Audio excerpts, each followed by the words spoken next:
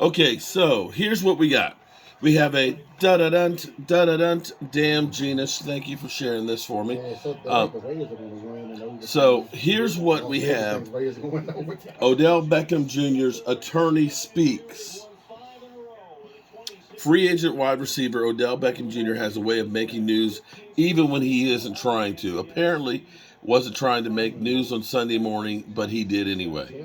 He had to leave a flight in Miami to LA allegedly after refusing to fasten his seatbelt. Miami-Dade police issued a statement on the situation.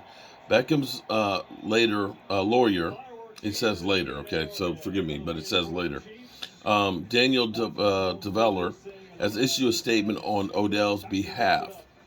Earlier today, Odell Beckham Jr. boarded a morning flight from Miami without any problems. The statement reads, the flight attendant was delayed.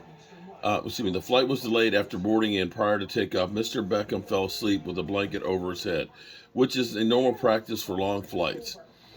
He was awakened and told the plane was about to back out the gate and he needed to get off the plane because he did not put his seatbelt on when asked. He responded that he was asleep and he would put the seatbelt on at that time. He was informed that it was too late and that either he would have to get off the plane or everyone would have to deplane. So wait, hold on. So he's saying he was asleep.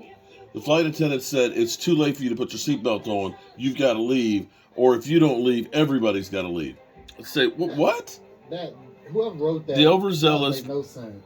The overzealous flight attendant insisted on removing everyone from the plane instead of simply allowing Beckham to fasten his seatbelt and proceed with the flight. At no time was Mr. Beckham disruptive or combative. He was willing to comply with the seatbelt requirement, but the flight attendant wanted to prove that he had authority to have Mr. Beckham removed from the flight. The airline proceeded to send Mr. Beckham's luggage to Los Angeles without him. The incident was unnecessary. Sleeping on the plane should not be cause for removal from a flight. If you could wake him up when the flight returned to the gate, then they could have done the same thing to him and have him put on a seatbelt. Beckham faces no charges, but has every right to offer. He had every right to offer his take on the events, given the negative implication of the airline's version. The situation unfolded on an American Airlines flight. Chances he'll be considering taking a Delta when he starts his free agent tour later this week. How does that sound to you? Which airline was it? It was American Airlines. Well, I mean, once you board that plane, yeah. Nobody, we would never know unless somebody got the video on tape. No, but once you board the plane. Well, seeing Odell walking down the way it sounded like, that they're worried about him having an illness or this, that, and the other. When you saw him walking with his carry-on bags and stuff, he was walking fine. I go to sleep on planes all the time. Like, as soon as I get on one, I usually do once I get off the ground. I'm usually asleep, especially if it's like one of those red rock flights. The ground, your rights that you have is no longer your rights. They can do the way the first reports came out sounded like he was either hungover or on some drugs or like he was, because we heard irresponsive.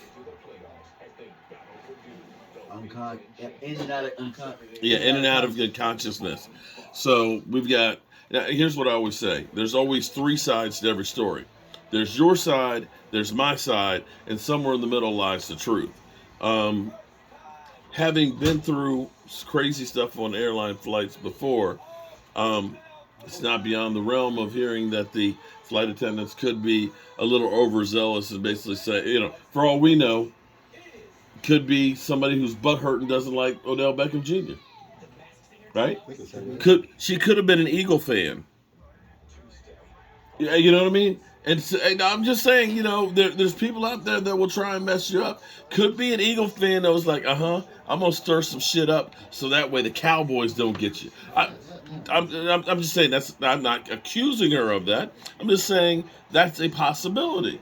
In the same way, we've had games in Green Bay where we see the officials over there shaking hands with, Aaron Rodgers and stuff, and somehow some of those calls go against us that magically nobody else sees. You know what I'm saying? just sometimes some of these things happen.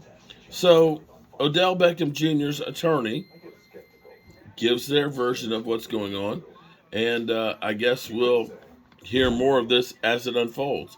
And let me say, da-da-dunt, shout out to Damn Gina for getting us that information.